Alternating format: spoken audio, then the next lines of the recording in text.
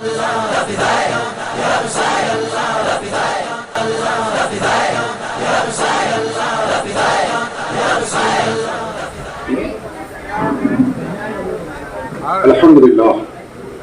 الحمدللہ وکفی وسلام علی عبادہ الذین اصطفی اما بعد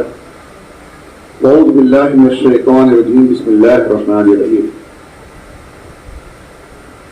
وقال رسول اللہ صلی اللہ تعالی علیہ وسلم من تعلم القرآن وعلمہ صدق اللہ رسولہ الکریم۔ پیارے اسلامی ساتھیوں، آج ان نونہالوں کو دیکھ کر اتنی مسرت ہو رہی ہے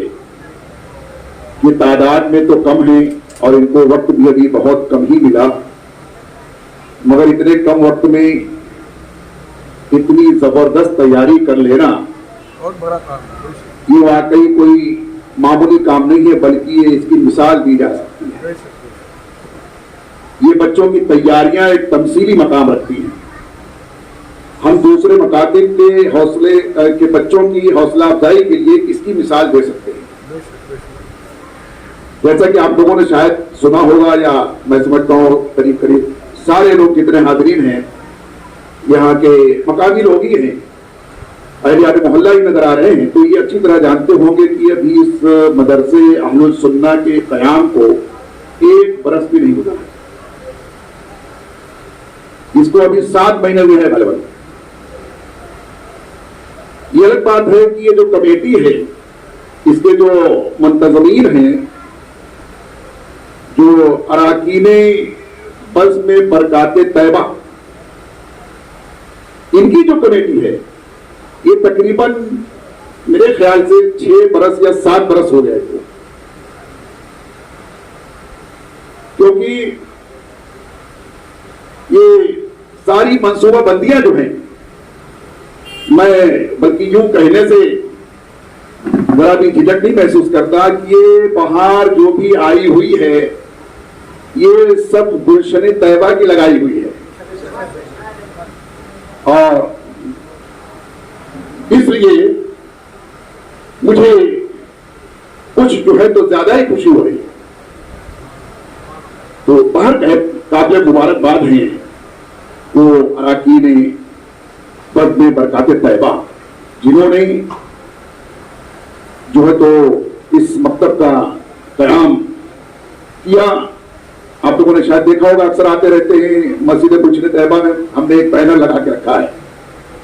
وہ بینر کوئی چندے کا بینر نہیں ہے، کوئی جلسے کا بینر نہیں ہے، اس میں صرف یہ لکھا ہوا ہے کہ مکاتب دینیہ جو ہیں، مکاتب دینیہ کا قیام وقت کی اہم ضرورت ہے،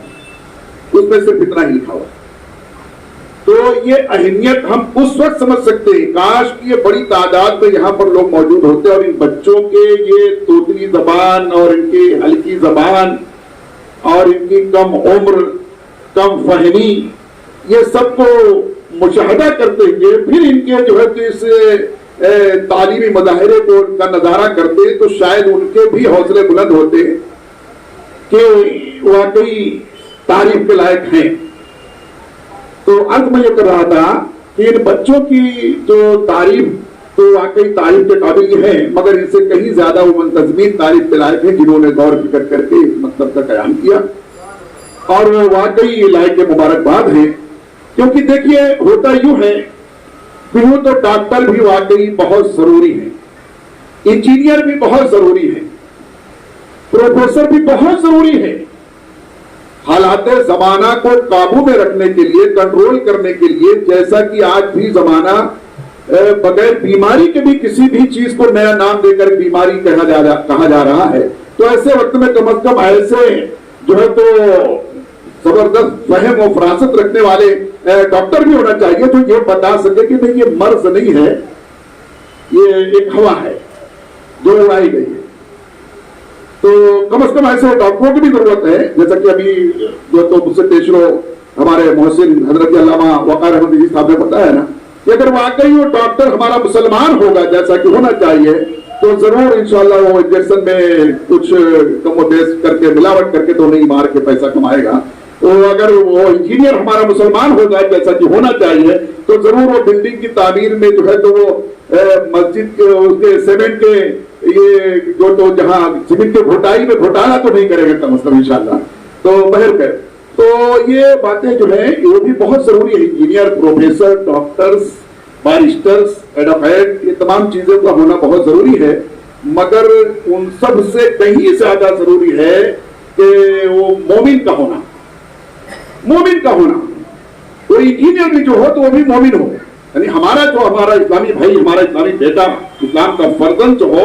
اسلامی شہزادہ جو ہو، وہ بے شک بہترین ڈاکٹر بنے، لیکن جہاں کہیں بھی وہ مومن بن کے رہے. جہاں کہیں بھی تو مومن بننے کے لیے تو کالج تو ضروری نہیں ہے، یا کالج کو مومن تو بہت مشکل ہی ہے پڑھنا، ناممکن تو نہیں کہہ سکتے، کیونکہ ہمارے بھی کالجز اب جو تو تعمیر ہو رہے ہیں اور انشاءاللہ ہوں گے، جہاں مومن بھی بنانے کی جو ہے تو تدبیر استعمال کی جائے گی اور کی جا رہی ہے وقتاً فوقتاً. تو بہرکیف مشکل تو بہت ہے، ناممکن تو نہیں ہے کہ کالج اور یونیورسٹیز میں جو ہے تو مومن بن ہی نہیں سکتے، ایسا نہیں ہے، بن بھی سکتے ہیں لیکن بہت مشکل سے. لیکن مدرسوں میں اور یہ جو بنیادی تعلیم ہے جو مکتب میں خاص کر دی جاتی ہے، یہاں اگر واقعی بنیاد سنوار دی گئی ایک مرتبہ تو ان کا مومن بننا جو ہے تو پھر وہ مشکل تو نہیں رہ جائے گا. ان کے لیے آسانیاں ہو جائیں گی، زندگی بھر کے لیے یہ آسانیاں پیدا کریں گی آج کی جو یہ بنیادی تعلیم ہے اس تعلیم کے ذریعے سے. اور دوسری بات میں یاد کر رہا تھا کہ بے شک انجینئر، بارسٹر سب ہمارے ضرورت کے لوگ ہیں اور ان کا ہونا بھی ضروری ہے، مگر جو ہے تو معاشرے میں بہترین مسلمان کا ہونا بھی بہت ضروری ہے. اس سے کہیں زیادہ ضروری ہے، ڈاکٹر انجینئر سے کہیں زیادہ ضروری ہے کہ آپ نے بارہا روایتیں سنی ہوگی کہ مدینہ پاک میں تو ایک وقت ایسا آیا کہ کوئی بھی حکیم، کوئی معالج نہیں تھا، کوئی حکیم، کسی معالج کا وجود نہیں تھا. ایک جو ہے تو حکیم تھے اس وقت میں، تو وہ بھی کچھ دن رہنے کے بعد انہوں نے اپنا دفتر سمیٹا اور جو ہے تو وہ بھی جانے لگے. ان لوگوں نے پوچھا کہ کیوں کر جا رہے ہو؟ تو انہوں نے کہا کیا کریں، یہاں کوئی مریض ہی نہیں ہے، یہاں کوئی مریض ہی نہیں ہے. تو بہرکیف تو جب ہمارے اسلامی اپنے مومن اور مسلم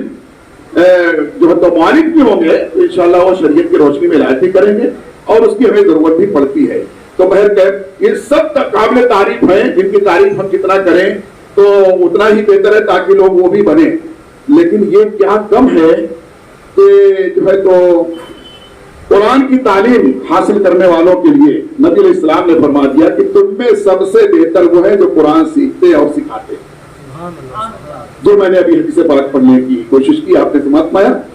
تو نبی علیہ السلام کی زبان نبوت سے یہ چیز کا اظہار ہے، اس پر بہت غور کرنا چاہیے. نبی علیہ السلام نے فرمایا تم میں سب سے بہتر وہ ہے جو قرآن سیکھے اور دوسروں کو سکھائے. اب اس سے زیادہ اور کیا میں کہوں، بس ایک بات میں کبھی ایک مثال علماء بیان دیتے میں اپنے یہ تمثیل پیش کرتے اکثر، تو اس میں تمثیلات میں سے ایک مثال بیان کر کے ہٹنا چاہوں گا کہ علماء بیان کرتے ہیں کہ کسی دیہات میں کہیں جو ہے تو ایک کنویں پر، ایک باوڑی پر جو ہے تو چند خواتین پانی لینے کی غرض سے جمع تھی، اور پھر اس وقت جو ہے تو لوگوں کو واپسی آنے کا، مکتب سے، مدرسے سے اور اسکول سے واپس آنے کا وقت تھا، شام کا وقت. تو کسی خاتون نے کہا کہ میرا بیٹا آ رہا ہے، یہ انجینئرنگ کر رہا ہے. پھر دوسری خاتون نے کہا کہ دیکھو میرا بیٹا آ رہا ہے اور یہ تو ڈاکٹر بن گیا ہے. اور وہ بیٹوں کا حال یہ تک وہ آئے، دور سے ہاتھ بتایا اور چلے گئے. اتنے میں ایک خاتون نے کہا ارے الحمدللہ میرا بیٹا آ رہا ہے، یہ حافظ قرآن ہو گیا ہے. ابھی دور سے بتا ہی رہی تھی اپنے جو ہے تو ہم عصر ان خواتین کو، تو اتنے میں جو ہے تو بیٹا چلتے ہوئے چلا نہیں گیا بلکہ چلتا ہوا چلا آیا قریب میں، اور ماں کے قریب آیا. اس نے جلدی سے وہ جو ہے تو ہنڈے کلسی جو بھی اس کے تھے ڈبے پانی کے، اس نے اپنے ہاتھوں میں لے لیا اور کہا چلو ماں. بات سمجھ میں آ گئی. میں نے کہا تو جو دینی تعلیم حاصل کریں گے علم سے جو انشاءاللہ راستہ پیراستہ ہوں گے، وہ والدین کی بھی خدمت کرنے کا پورا پاس و لحاظ رکھیں گے اور خدمت کرتے رہیں گے. اور جو بنیادی تعلیم حاصل کریں گے تو کچھ کہا نہیں جا سکتا کہ وقت سے پہلے ہی ماں باپ کو بوڑھا بھی کر دیتے ہیں اور کبھی کبھی بے گھر بھی کر دیتے ہیں، بے در بھی کر دیتے ہیں. اللہ تعالیٰ ہمیں ان باتوں کو سمجھنے کی توفیق عطا فرمائے. السلام علیکم و رحمۃ اللہ. ہماری بھی نصیحتیں تھیں. اقبال کا شعر ہے کہ مکتبوں میں کہیں رعنائی افکار بھی ہے، مکتبوں میں کہیں رعنائی افکار بھی ہے، خانقاہوں میں کہیں لذت اسرار بھی ہے، منزل رہرواں دور بھی دشوار بھی ہے، تو اس قافلے میں قافلہ سالار بھی ہے۔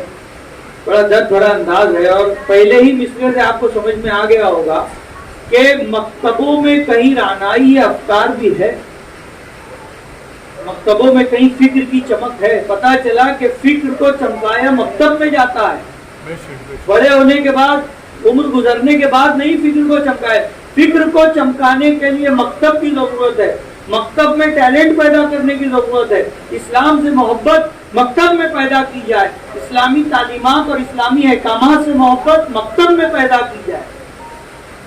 مسلمانوں کے معاملات کی فکر بچوں کے ذہن میں مکتب میں دی جائے، مسلمانوں کے حالات جو خراب ہو رہے ہیں اس کی فکر مکتب میں دی جائے۔ اب یہ بچہ 1 سال پڑھ کے چلا جائے تو ایک الگ چیز ہے، باقاعدہ ایک پلان ہونا چاہیے اور باقاعدہ پلانٹ وے پہ کام کرنا چاہیے کہ ہم اس طریقے سے کام کریں گے، اتنے سال بچوں کو تعلیم دیں گے، اتنے سال کے بچوں کو یہ تعلیم دیں گے، بڑے ہونے کے بعد یہ تعلیم دیں گے۔ اس طرح 5-6 سال کا ہمارا ایک کورس ہونا چاہیے جس کو باقاعدہ طور پر ہمیں چلانے کی ضرورت ہے۔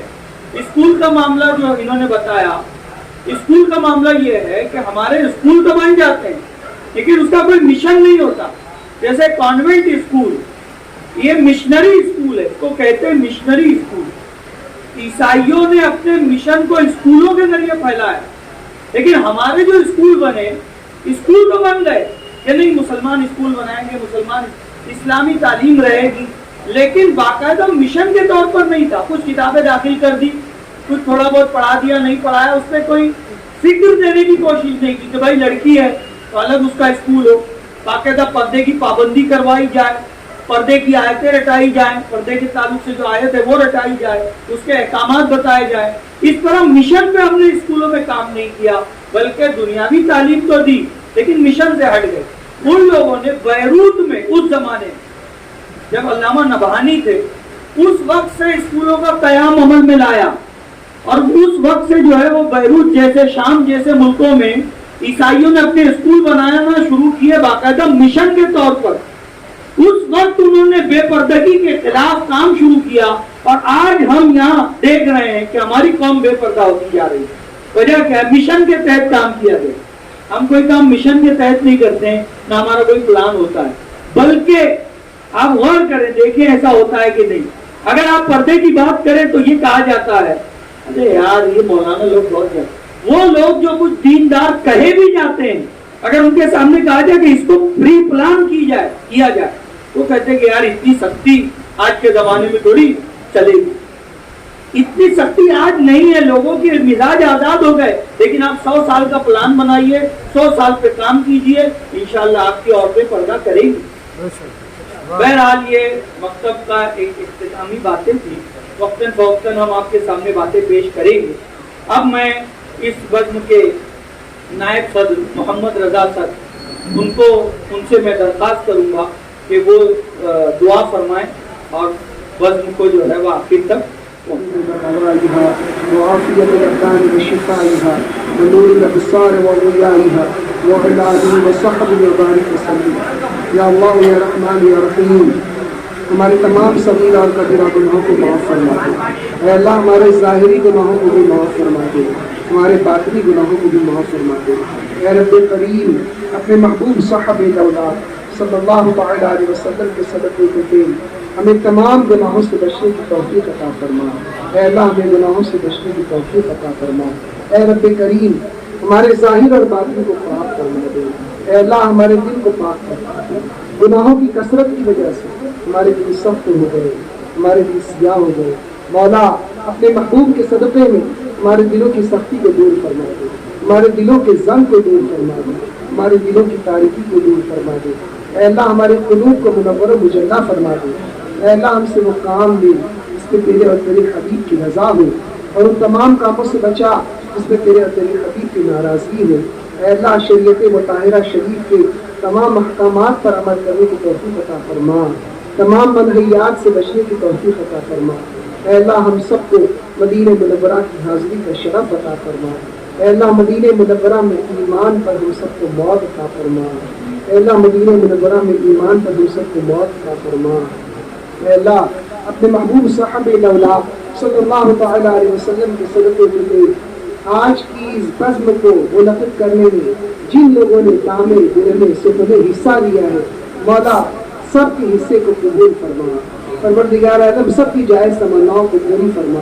سب کی مرادوں کو پورا فرما، سب کی تقاضیر کو دور فرما، تمام حاضرین کی حاضری کو قبول فرما، اے اللہ اس حاضری کو بناؤ اور مصیبتوں کے دفعے کا ذریعہ بنا دے، اے اللہ اس حاضری کی برکت سے، اس بزم کی برکت سے ہماری تمام جائز مرادوں کو پورا فرما دے، اے اللہ جس مقصد کے تحت مکتب اہل سنت کا قیام عمل میں آیا ہے، اے اللہ اس پہ کامیابی اور کامرانی عطا فرما، جن نوجوانوں نے اس بزم کو منعقد کرنے کے لیے جس طرح سے بھی حصہ لیا، اس مکتب کو قائم کرنے کے لیے جو کاوشیں کی، مولا ان تمام کاوشوں کو اپنی بارگاہ میں قبول فرما اور اس کے صلے میں دارین کی سعادتوں سے ان کو مالا مال فرما، جن اساتذہ کرام نے ان نونہالوں کی تربیت کے لیے دن و رات ایک کر دیے، مولا ان کی کوششوں کو بھی کامیاب فرما، مولا ان کی کوششوں کو بھی قبول فرما اور انہیں بھی دارین کی سعادتوں سے مالا مال فرما، اے اللہ ہمیں وہ عطا فرما جو ہماری دنیا اور آخرت کے لیے بہتر ہے، اے اللہ ہمیں وہ عطا فرما جو ہماری دنیا اور آخرت کے لیے بہتر ہے، مولا ہمارے بچوں کو جو ہے دنیا اور آخرت کی تمام سعادتوں سے مالا مال فرما، اس مکتب کے جو بچے ہیں مولا اور ان کے جو والدین ہیں سب کو مولا دنیا اور آخرت کی سعادتوں سے مالا مال فرما، اللهم ربنا اعطنا في الدنيا حسنة وفي الآخرة حسنة وقنا عذاب النار وقنا عذاب القبر وقنا عذاب الحشر وقنا عذاب الدارين، اللهم إني أسألك العفو والعافية في الدين والدنيا والآخرة، اللهم حينا على الإسلام، اللهم توفنا على الإيمان، اللهم توفنا على الإيمان، اللهم توفنا على الإيمان، اللهم ارزقنا شهادة في سبيلك واجعل موتنا في بلد رسولك، واجعل موتنا في بلد رسولك، واجعل موتنا في بلد رسولك، قال الله تبارك وتعالى في شان حبيبه الكريم إن الله وملائكته يصلون على النبي يا أيها الذين آمنوا صلوا عليه وسلموا تسليما،